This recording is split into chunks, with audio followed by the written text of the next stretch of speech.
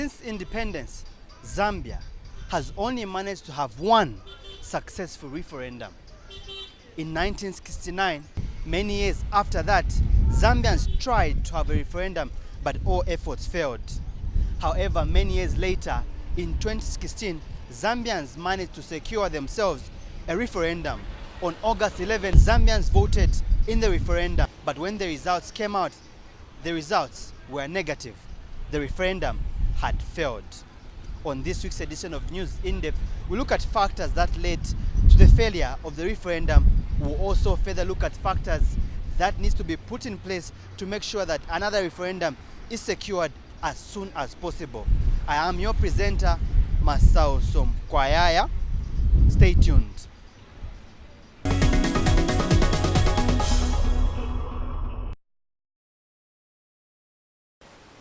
In the modern day administration of countries, many times arise when decisions need to be made that requires majority of the population to have a direct input. And in most countries that practice democracy, this is usually done through a general vote by the electorate on a single question which has been referred to them for a direct decision. This social mechanism in getting to a particular outcome is known as a referendum. A referendum usually offers the electorate a choice of accepting or rejecting a proposal which usually has a national interest connotation. In other countries, a referendum can simply be triggered by the collection of a specified number of citizens' signatures or by a 3/3 majority vote in a national assembly or parliament.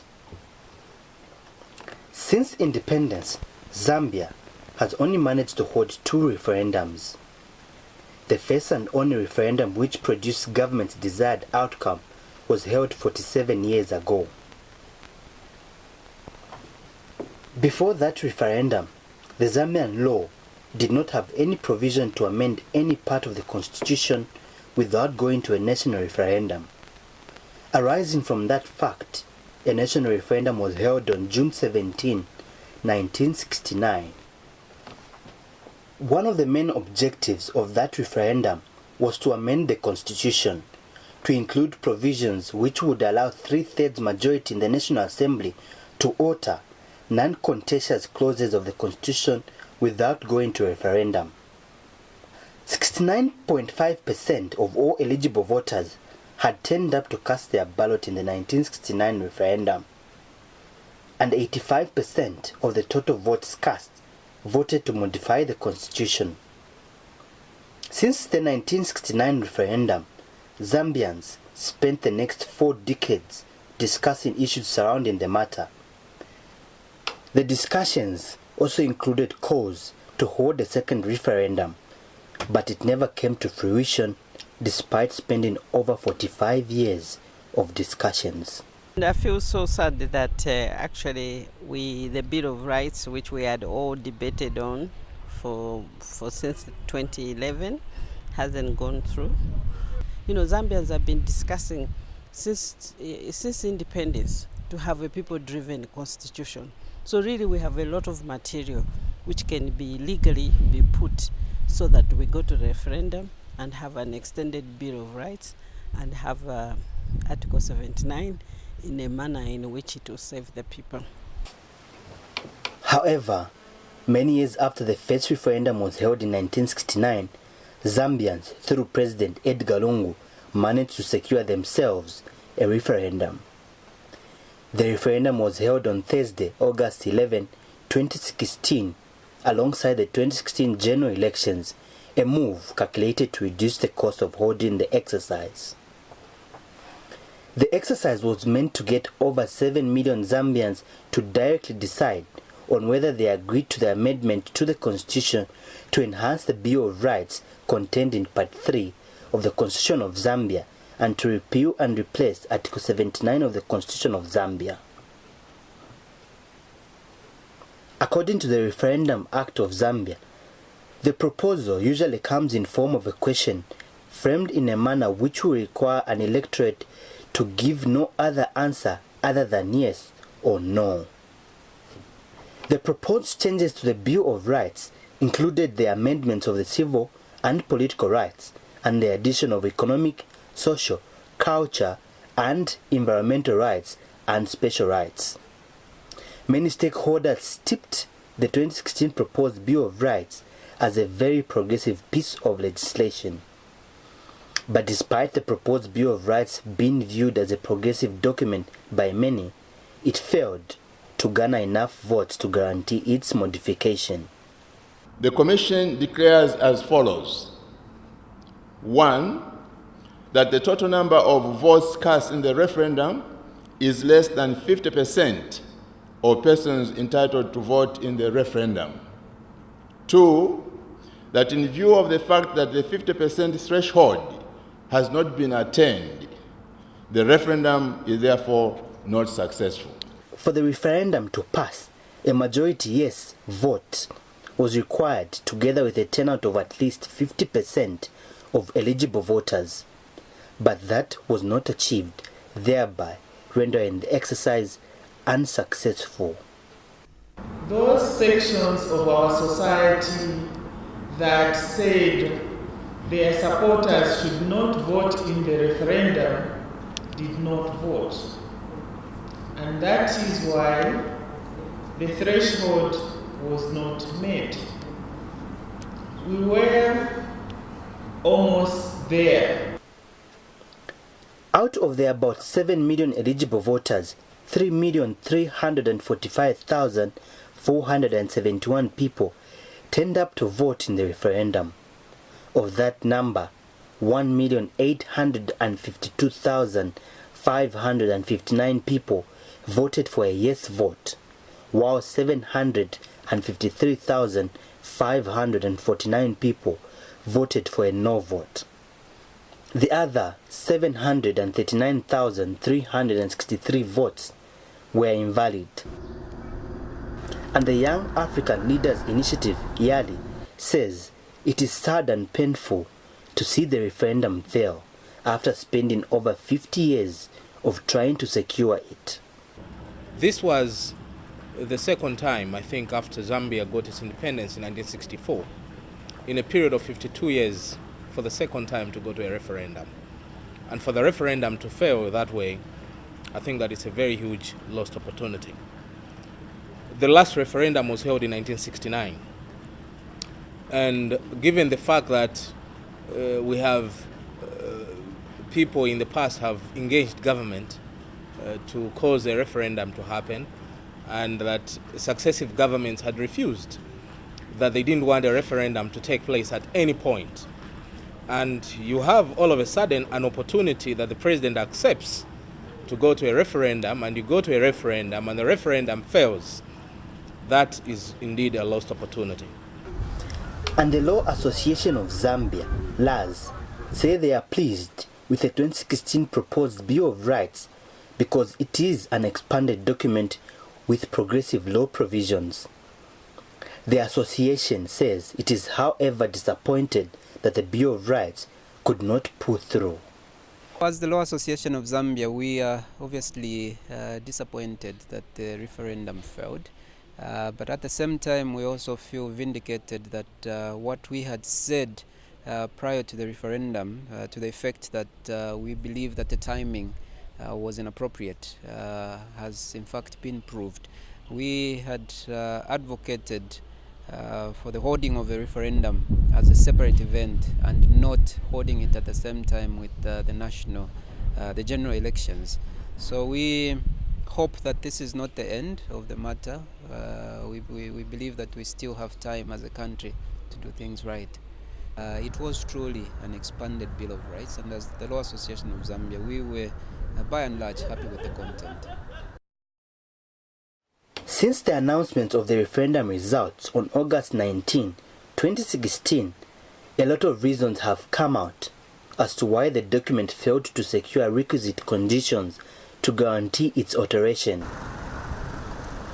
However, the Zambia Civic Education Association feels the referendum failed because it was forcibly painted with a political brush, which led the entire exercise to have a political complexion.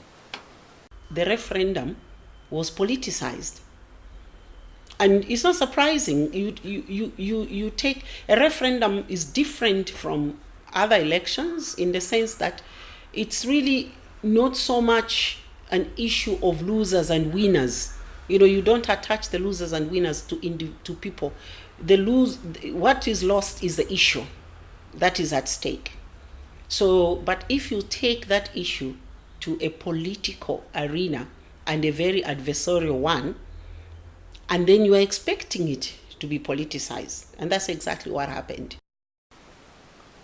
And the Lusaka clergy from the Church of God in Zambia, who is also a member of the Grand Coalition on a People-Driven Constitution, is of the impression that the referendum failed because the Electoral Commission of Zambia, ECZ, allegedly failed to keep to its promise to have a separate stream for people who turned up to just vote in the referendum in the August 11 general elections.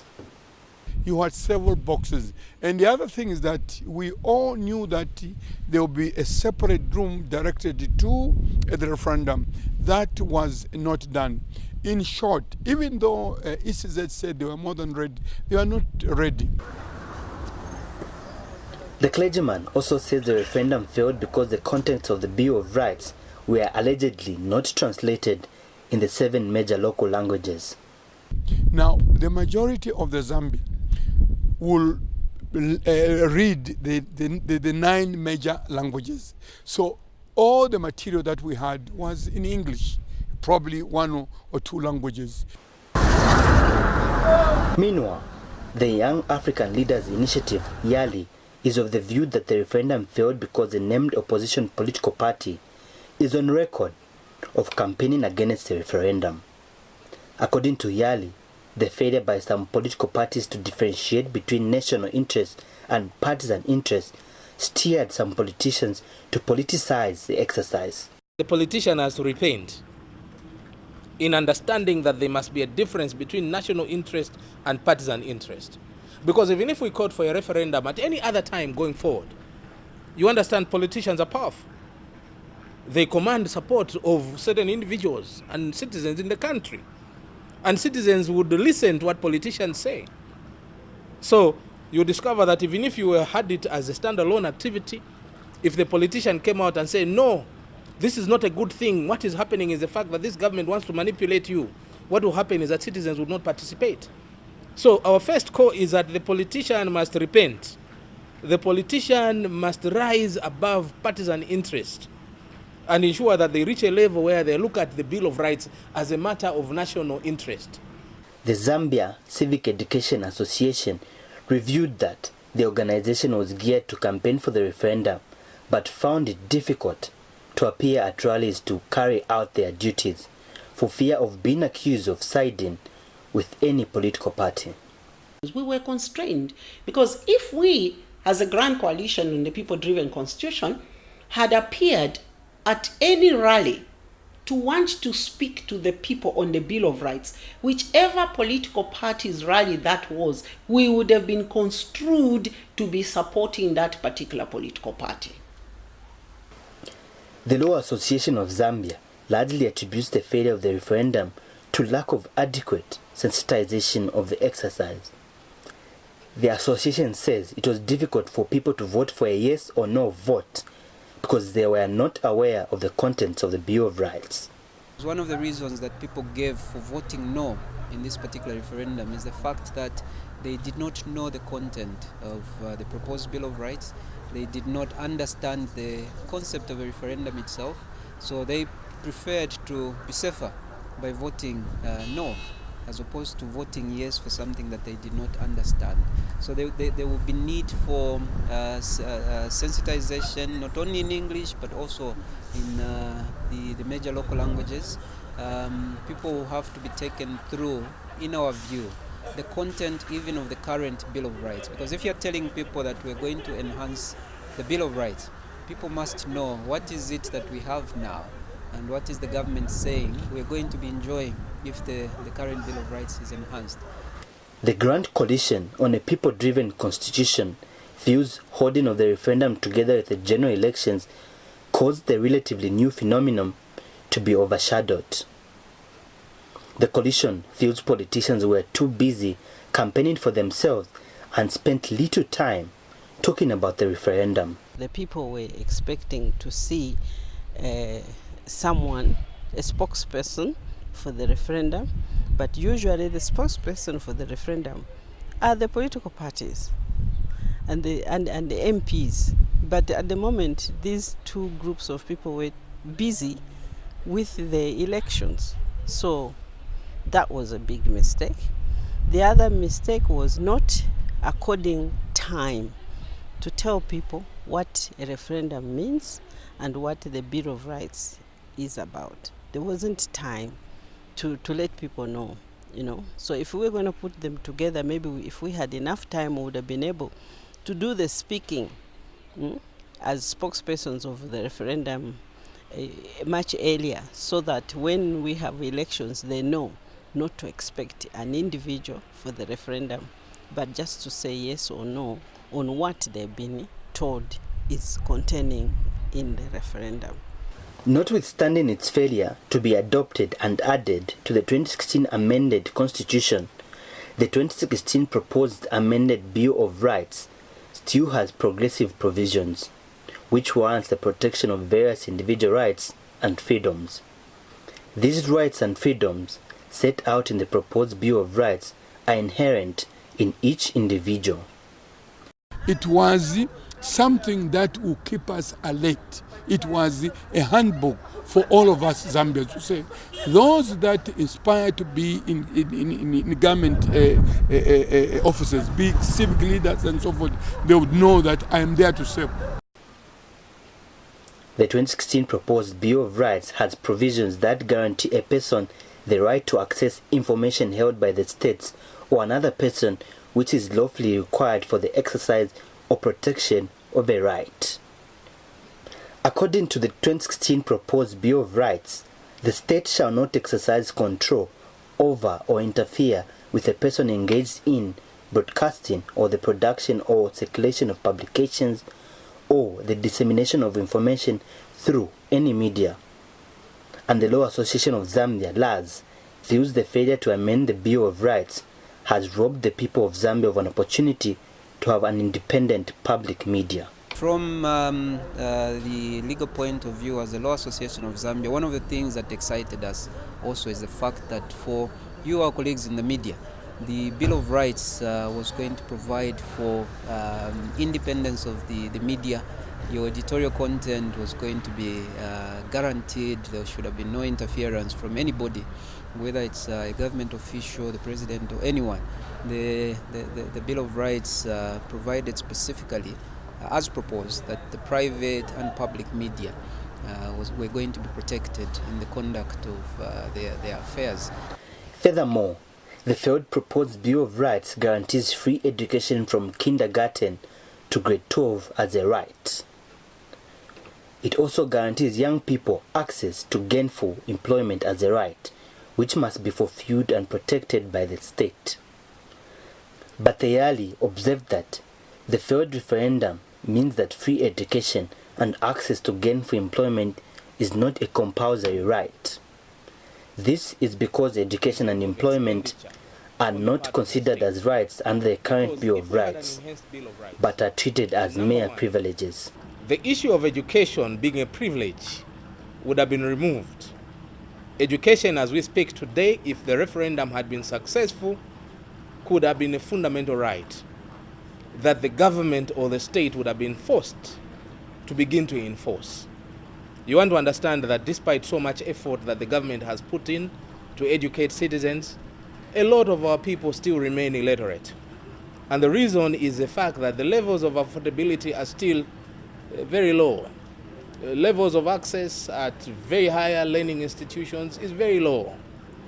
And so with the Bill of Rights, which would have made education a right which is enforceable in the constitutional court, this is a missed opportunity. In spite of the many reasons that led to the failed referendum, it is believed to have robbed the Zambian people of an opportunity to give themselves a document to enhance their individual rights. The million kwacha question that many stakeholders might be asking is what next? There needs to be consensus among stakeholders. There needs to be a spirit of give and take, of listening, and you're not pretending you know it all. So there needs to be those things to happen. So we need to agree as a people. Once we agree, everything else we can surmount. But we can't go to a referendum bringing a whole Bill of Rights divided. The Brexit was different. It was on one issue. On one issue, you can have, for and against campaigners. It's fine, But when you have a whole bill, it needs a lot more thinking through, a lot more agreeing. And the Law Association of Zambia, LAZ, has challenged those who decampaigned the 2016 referendum to avoid that route in future because the referendum is not a partisan but national issue. The opposition parties also should come on board. I mean, there were a number of opposition parties that were campaigning actively for a no vote in this referendum. So the question is, what is it that they did not like in the document and about the process itself? And if they can come forward and state how things can be done better, that will be helpful. Because you must remember that the referendum is a national event. It is non-partisan, and it should not be it should not be partisan at all. And the Grand Coalition on a People-Driven Constitution has suggested that government assembles a team of legal experts to rearrange technicalities surrounding the Bill of Rights. The coalition further suggests that this should be accompanied by a roadmap on what route will be taken to have another referendum as soon as possible. They should come up with a roadmap on how we shall bring a referendum into effect again, and this should happen before 2021 elections. And this time we should aim at having it on its own without joining it with the elections of 2021. That would be a mistake. The other thing is that we need to have a legal framework. So the legal framework is the one which will help us on protecting what will be discussed, because the discussion this time shouldn't go so much to the people. The discussion should be by a team of experts. That's the third thing. They should have a team of experts, not more than 5, because that's what has happened in other countries, which will rearrange some of the aspects. According to the Referendum Act, the discretion to hold a national referendum is wholly vested in the Republican president. Fully aware of that fact, the Young African Leaders Initiative, YALI, has appealed to the Republican president, Edgar Lungu, to forgo whatever happened in the recently held referendum and organize another one before the 2021 elections. And the reason why we think that it is prudent and correct that the referendum be held again is because the opportunities that a good Bill of Rights presents are too many, that I think a good president would want to ensure that people have such kind of a law. So it is our expectation that now that President Edgar Lungu has been given a 5-year mandate, without looking at any political considerations, I think that we will ask him to make a bold decision and a bold step to call for a referendum, because it is going to be a lasting legacy for his presidency, number one. Number two, it will be a lasting legacy for this great nation. Because once we have the Bill of Rights, it means that we would have anyone who goes in government, we are going to hold them accountable. Whether or not Zambia will host another referendum waits to be seen, but one thing certain is that the people have a major role to play in the progression of the country. The power they carry through the ballot cannot in any way be downplayed. After all, power to the people demands their active participation in national matters, mapping the social and economic development of the country.